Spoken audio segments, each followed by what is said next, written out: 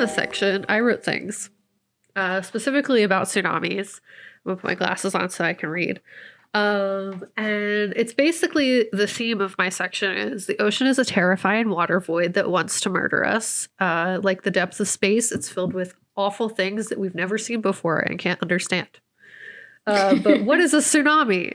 Tsunamis are giant waves caused by earthquakes or volcanic eruptions under the sea. Out in the depths of the ocean, tsunami waves do not dramatically increase in height, but as ocean waves travel inland, they build up higher and higher heights as the depth of the ocean decreases.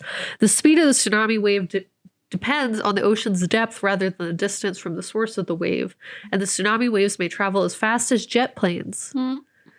Over deep waters, only to slow down when they reach shallow waters. While tsunamis are often referred to as tidal waves, the name is discouraged by oceanographers because tides have little to do with these giant waves. Oh, I was just like, yeah. It has everything to do with earthshake murder and nothing to do with tide. So what do you do if you find yourself in a tsunami time? The Red Cross has some resources on what to do before, after, or before, during, and after. So the baseline instructions are move to higher ground, stay away from the coast, tidal estuaries, rivers. Thank you. Yes. Rivers and streams. If at sea, stay there until all is clear is issued. Be aware of secondary hazards such as landslides, flooding, and mud flows. There's some indicators of what you should do before. Basically, contact the people that be to figure out what your risk is and what like the evacuation and alerting system is in your community. Know the sound of that alert and make sure that your family and yourself are familiar. And basically stay up to date on coast to coast information from the government. So a big factor in this is you have to trust your government to give you this information. Because it's like, we're not all oceanographers. We're not all geologists. Like, we don't know. Yeah. I don't know what a tsunami feels like by the ground. Like, you know what I mean? Yeah. Like, I can't just sense it like birds do. So you really have to trust your government, and that can be problematic depending on what your government is. Yeah. There's also different ways that you can be warned of tsunamis. So there's a tsunami warning, which means a tsunami may be generated and could be close to your area. A full evacuation is suggested. To tsunami watch, which means a tsunami has not yet been verified, but could exist and may be as little as an hour away. That's so scary. I know. So basically, the biggest thing to do before is make a plan, know your tsunami plan, make sure your family knows your tsunami plan, and then when it is necessary, activate your tsunami plan. It also goes back to that whole earthquake, drop, cover, hold that we talked about last week. But basically, if there's an earthquake lasting 20 seconds or more near the coast, that is a good sign that a tsunami may happen. A noticeable rapid rise or fall of coastal waters. Coastal water making unusual noise. It's terrifying. What does the water make? What sounds? What sounds is it making? Why? Why is that something? If the sound sounds like an approaching train, plane, or whistling, tsunami. Jesus. I think of earthquakes more so as like this warning that stuff's about to be bad. So I consider a tsunami the act of kicking someone while they're already down. Because you've already had to deal with this big earthquake time, devastation, disaster. And then now you're just like, oh, okay. Now we have to also deal with giant wave murder. This is not what I thought my day was going to look like. Basically, for after, you should really look out for aftershocks that could generate after a tsunami. Return home after local officials tell you it's safe if you have a home still.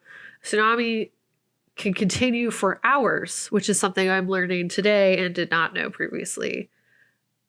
It can be a series of waves that can continue for hours. Do not assume that after one wave, the danger is over. The next wave may be bigger than the first one. Good. Isn't it? Be aware of secondary effects, contaminated water, mud flows, damaged bridges, buildings and roads, and other hazards. One thing that I think of, if you add water plus electrical poles and stuff like that, if you have a downed electric pole, electric plus water equals bad time. Don't go near it. Stay out of building that has water in it because it can cause walls to crash, collapse, etc. And yeah, place a help sign in your window if you need assistance. That's also something that they list. So why is this terrifying other than the obvious things that really stick out to me? And how likely is it that it could happen? I found this really terrifying website that warns you and helps you keep track of tsunamis called tsunami.gov. And you can really just find out where the tsunamis are going to be in your immediate area. Luckily, we're cool here, but like other places like California is more at risk for tsunamis. Japan, obviously, other places located on the Ring of Fire because they're more likely to be susceptible to earthquakes. But a piece of what makes tsunamis so terrifying for me is the act of like the lack of consent that goes into play with a tsunami. Yeah. How dare Mother Nature just like come on up in here, not giving us any words. Yeah, you know, it just throws whether or not you want water in your situation to the wind. And it's just like, you have to deal with this now. And that's just like, one, I feel this way about rain. I feel this way about the ocean. I don't like to have water on me when I am not expecting water to exist. So I just think it's really rude. And I understand that the earth was here first, but that's like terrifying. It's also like a big factor if you don't trust your government. Like they are literally the people who are responsible for making sure you're fine, like in this scenario, because time is such a factor that if you do not have enough time, that will be the deciding factor on if you survive this natural disaster or not. If you do not have enough time to initiate your earthquake or tsunami plan, like, yeah, that's it. You're on that bus in the movie and you got 2 feet because like you were waiting for people, which is good. You should be waiting, but like there isn't time to be waiting at the same time. Yeah, and look what happened to them. Yeah, it is like really sad. So I wrote some like really horrifying scenarios down that I thought were really funny that I'm gonna share with y'all. This is how I always imagine like it would be for myself personally. Like, are you at the beach chilling with your friends and family? Does the wave look like it's getting bigger and bigger in the distance? Has all the water receded from the coastline? Or are you like bringing groceries to your car and you open the door and notice a giant wall of water where water should not be? I'm just asking you to imagine that. No. Like you were at the store doing your regular stuff. You're not next to you're just like, why is water now inside the store? And there's also sharks. Okay, so I did and research. That's how you get bait 3D. I'm just saying, I did look up if it was possible for sharks to like be all up in the space. So like once the water is like where it should not be, with water creatures swimming around in it being like, this is not my house and I'm mad about it. Like, why are you here? I don't understand. I was in the ocean chilling. Now I'm where all these like cars and like gross water and like chemicals are, and I'm mad. And you're here too, so I'm gonna eat you. But I looked it up. There was like a whole article about it.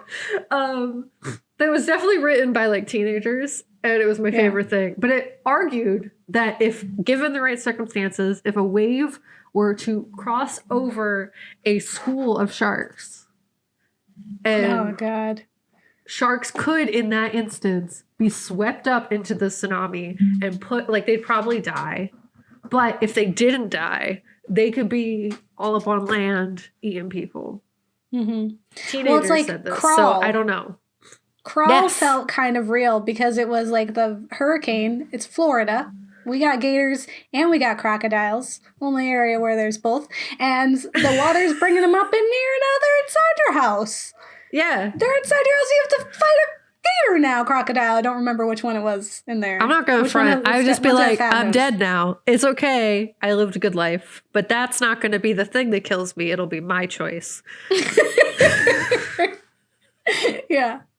I'm just saying. So that whole bit was mostly a joke. This is something that has affected people and is very scary. It is. Like genuinely terrifying. Yeah. But there's also indicators of water, like things underwater in the climate that will kind of indicate whether or not earthquake or tsunami is incoming as well. And also the tsunamis radically like influence the ocean. Like they impact basic like ecosystems that are underwater. Yeah. Moving stuff around. Yeah, because it's moving stuff around to places that they're not supposed to be. So I found an article from 2019 titled "Japan's Tsunami Fears Grow After Sightings of Deep Sea Dwelling Oarfish," which I know from Animal Crossing. Animal Crossing. Yes, but it's written by Harry Cockburn. Goes through the migration of oarfish that traditionally are only found deeper in the ocean. Oarfish are relatively rare, and they live between 200 meters and 1,000 meters below the surface. So that's 650 feet or 3,200 feet. While there's no direct correlation between the spotting of oarfish and tsunamis, this theory became popular following the 2011 earthquake in Japan, as oarfish were being caught then as well. So it's kind of like, why are fish that are from so far below the water suddenly all of a sudden here up? Like they're up and able to be caught by people. Hanging out. Yeah. Animal Crossing. Explain it. Yeah. So there's a Satoshi Kusama of Uozo Aquarium said finding several in a row is said to be a forerunner of an earthquake or be influenced by the ocean temperatures, but research is scarce and we don't know the cause. But it is fair to say that something's happening in the ocean, be it climate change, be it underwater like explosions or earthquakes, that are influencing these fish to migrate to a space that they usually aren't. It could be similar to how animals react on land when disasters are incoming. For example, like when birds are seen flocking away from an area that is like about to experience something natural disaster or horrific. You always know when they're like, yeah, and it could be an indicator. Yeah, that something like under the water is happening that's going to influence what's happening on land. So while there's like any scientific confirmations that is 100% a fact, it is something that they've noticed from previous tsunamis and earthquakes that could be an indicator. But in addition to being indicators of underwater change, the organisms are swept away in a tsunami can impact ecosystems that exist underwater. Following the 2011 one, there was a lot of like microorganisms and like kinds of fish that swooped all the way over to the Pacific Ocean. And it was like a whole thing. Like people were like, wow, this is from Japan. Like, why is it over here? But it can also move invasive species into an area that it hadn't been previously. So it can destroy seagrass and other home structures for fish and wildlife that impact the local ecosystems negatively. And it can also like impact fishery, like people who fish for their living. Like it'll affect the fish that are in that area, or it can negatively impact people who sell fish because it'll affect what kind of fish they're able to find. And it also, the coral reef plays a part in this as well, because it's actually a natural buffer for tsunamis. It's a natural breakwater for tsunamis. And aside from the fact that they're also like homes to many species of fish and other marine animals, it's like a big deal that the coral reef is in such a rough way, because like it does change. Yeah, because climate change is doing that, because it acted as a natural like breakwater for tsunamis, something that could stop it from hitting land. Tsunamis damage it, but like it also would come to land if it doesn't have anything to stop it. I also read some things about how Japan built like walls as a way to like act as a breakwater, so that it would make it so if a tsunami did hit, it would not impact as high. But the height of the waves keeps increasing, and it makes it harder and harder to prepare for such things, because it's still able to like impact, if that makes sense. Yeah. So it goes over. Yeah. That's scary. Obviously not doing as much damage as it would have if it didn't exist, but still doing an extensive amount of damage. And if you think specifically like the fact that in our last episodes we talked about in 30 years, Japan is likely to receive a very large earthquake and subsequently a very large tsunami, that like 30 years is how long they have to prepare for such a thing. And it's like, how much can they do to prevent or prepare against it? Similar to like we saw in the movie The Wave, like what are the precautions that you can take? Like, are there things that that little cove of like that little place can do to prevent against if a giant wave does happen? Like, can they build something that builds like a wall up that stops the water? I don't know. But there has to be like some way to at least like increase the chance of survival. Because if it is everyone get in your car and try to drive away, that's no. You gotta do that sooner rather than later. Seen traffic. Like, it's not, you're not going to get out in time. Like in The Wave, they had to get out of their cars and just run because it was taking too long to get the cars up the hill. So yeah, it's very scary. I am so definitely afraid of wave murder that I've actively Googled multiple times if it is possible to happen where I live currently. It's not really, but still. Yeah. Always, you have to know, man.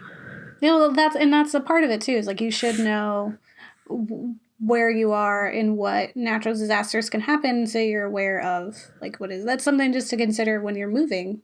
Anytime. Yeah, like especially if you're a transplant, like to a different location, like you need to know those things because people who live there are going to know those things generally because they're like used to having to accommodate their lives around those instances where like you don't want to be out of luck, like essentially just been like, no idea. I'm at the grocery store putting bags in my car. That's like my nightmare. I'm just saying. Being at the grocery store and there's sharks in it. No, just like 3D. No, not 3D sharks. Well, sharks, yes. I'm just terrified of the ocean, man. And I shouldn't be, but I am. Like, I hate it. I just don't want to know what's down there, but I do. And I guess, like, how trypophobia keeps you up at 3 a.m. Yeah, I store all those images in my head to review. What's underwater, like, deep. Yeah. Is what does that for me. Yes. Yeah. And, there's like people are affecting it, which is why they're getting worse because we don't take care of our environment. And so we're, contributing to the problem. Maybe we just need to hire like a bunch of beavers. And then they're so smart. They'll do it. They're smart little guys. Or just like use our scientific knowledge that these people are acquiring and like prepare for such things. Or like believe them. Believe the people are doing the research. And just like actually try to take care of this planet and not just like say F it because capitalism is here. Like I'm stating percentages that aren't real, but I'm like a large percentage of why we hurt the planet so much is capitalism, just because it's more profitable to do so. And we're going to face the consequences, and it's not going to probably hurt the people who have those billions of dollars. It's going to hurt people who who live in these places and don't have the resources to defend against these things because the government just straight up don't care. Yeah, it reminds me, and I'll try to find the clip, but where Micah showed me a clip of some kind of show where they were arguing about, I want to say Ben Shapiro, one of those, but it was one of them that was like, and I'll try to find the link. So let's say, for the sake of argument, that all of the water levels around the world rise by let's say 5 feet over the next 100 years, say 10 feet by the next 100 years, and it puts all the low-lying areas on the coast underwater, right? Which, let's say all of that happens. You think that people aren't going to just sell their homes and move?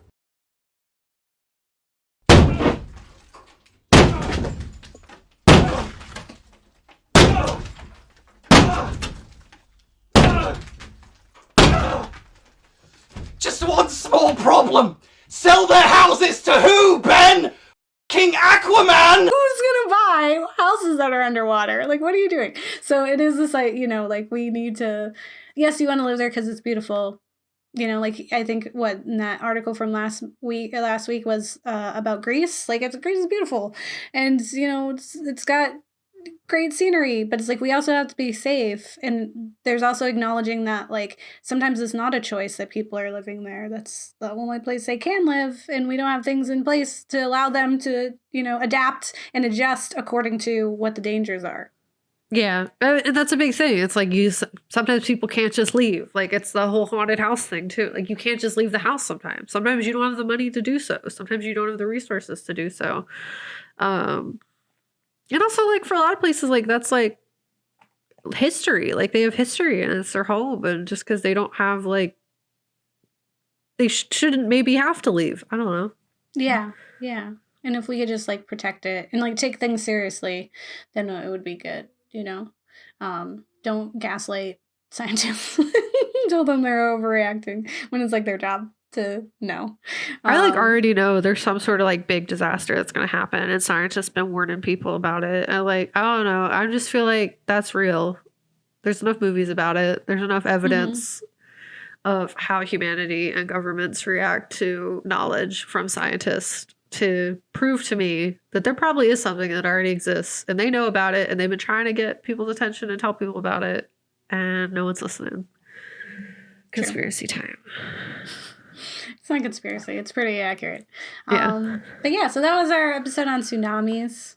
I hope you learned stuff about them. If you live in an area that has imminent tsunami warning, then let us know what your tsunami preparedness plan is. I think it'd be helpful to know in case we do visit. If you've watched The Impossible, you can tell us if you liked it or not, if you care about the point of view that stories take place in. And also check out The Wave if you, again, don't be afraid of little subtitles. So it was pretty fun. cool. It was pretty cool. And it is really beautiful. It is very beautiful. I've always wanted to visit Norway anyway, and now I want to even more, even though there's like I found out I'm threat of a 2% tsunami. Norwegian, so That's great. I should also learn about it. Excellent. So next week we're going to be talking about more natural disasters. Make sure that you're subscribed so you can get an update when we do that. Drop us a comment. Let us know if you've experienced a natural disaster. That'd be cool. Or not cool, but like it'd be cool to hear from you. Not cool that it got happened. you. Yeah. But with that being said, don't get married. Don't leave your kids. Or the Or ocean. you'll leave your kid. The ocean will eat your kids. Or the sharks in the grocery store will eat your kids.